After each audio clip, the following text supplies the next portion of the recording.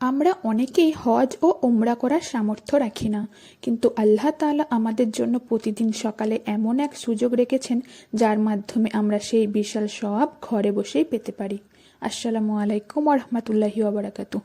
আজ আমরা জানতে চলেছি এমন এক ছোট্ট ইবাদত সম্পর্কে যা আমাদের প্রতিদিনের আমলনামায় একটি পূর্ণ হজ ও ওমরা সওয়াব যোগ করতে পারে। কি বিশ্বাস হচ্ছে না? তাহলে জেনে নিন ইশরাক নামাজের সঠিক নিয়ম ও নিয়ত। ইশরাক শব্দের অর্থ আলোকিত হওয়া। সূর্য ওঠার পর পৃথিবী আলোকিত হয়, তাই সূর্যোদয়ের পর যে নফল নামাজ পড়া হয় তাকে ইশরাকের নামাজ বলে। মাত্র 2 রাকাত নামাজে এক হজ ও ওমরা সওয়াব। এই ইশরাক নামাজ পড়ার সময় হলো সূর্যোদয়ের প্রায় 15 থেকে 20 মিনিট পর, অর্থাৎ সূর্য পুরোপুরি ওঠার পর। ইশরাক নামাজ পড়ার আলাদা কোনো নিয়ম ও নিয়ত নেই।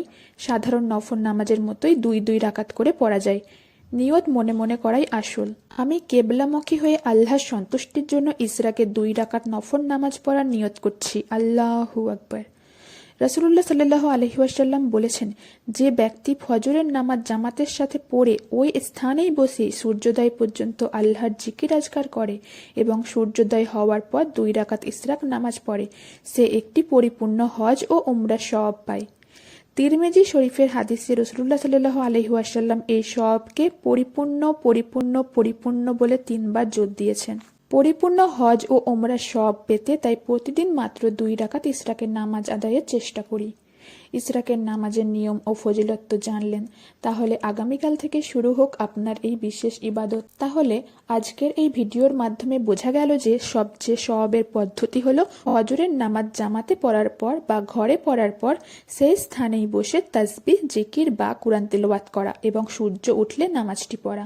তবে বিশেষ প্রয়োজনে উঠে গিয়ে পরে এসে পড়লেও নামাজ হবে। ইশরাকের নামাজ হলো সুন্নতে গায়রে মুআক্কাদা, ঐচ্ছিক সুন্নত। সুন্নতে মুআক্কাদা এবং গায়রে মুআক্কাদার পার্থক্য হয়তো অনেকে জানেন না। আসলে সুন্নতে মুআক্কাদা হলো যা রাসূল সাল্লাল্লাহু আলাইহি ওয়াসাল্লাম নিয়মিত আদায় করতেন এবং কখনো বিনা ওজরে ছাড়তেন না, যা না পড়লে গুনাহ হয়। এটি প্রায় ওয়াজিবের কাছাকাছি। যেমন ফজরের ফরজ নামাজের আগের 2 রাকাত, জোহরের ফরজ নামাজের আগের 4 ও পরের 2 রাকাত, মাগরিবের ফরজ নামাজের পরের 2 রাকাত, এশা ফরজ নামাজের পর 2 রাকাত। এগুলো বিনা ওজরে ছাড়লে গুনাহগার হতে পারে। অপরদিকে গায়রে মুআক্কাদা হলো যা রাসূল সাল্লাল্লাহু আলাইহি ওয়াসাল্লাম মাঝে মাঝে পড়তেন ও মাঝে মাঝে ছাড়তেন, যা না পড়লে গুনাহ নেই। যেমন আসরে ফরজ নামাজের আগের 4 রাকাত, এশার ফরজ নামাজের আগের 4 রাকাত। এগুলো পড়লে সওয়াব আছে, না পড়লে গুনাহ নয়। মুস্তাহাব। এই ভিডিওটি যদি আপনার ভালো লাগে বা সামান্য উপকারে আসে তাহলে পরবর্তী ভিডিওগুলো সবার আগে দেখতে সাবস্ক্রাইব করে বেল বাটনটি অন করে রাখুন এবং ভিডিওটি ভালো লাগলে পরিবারের মানুষের সাথে শেয়ার করুন। হয়তো আপনার একটি শেয়ার কারো উপকারে আসবে।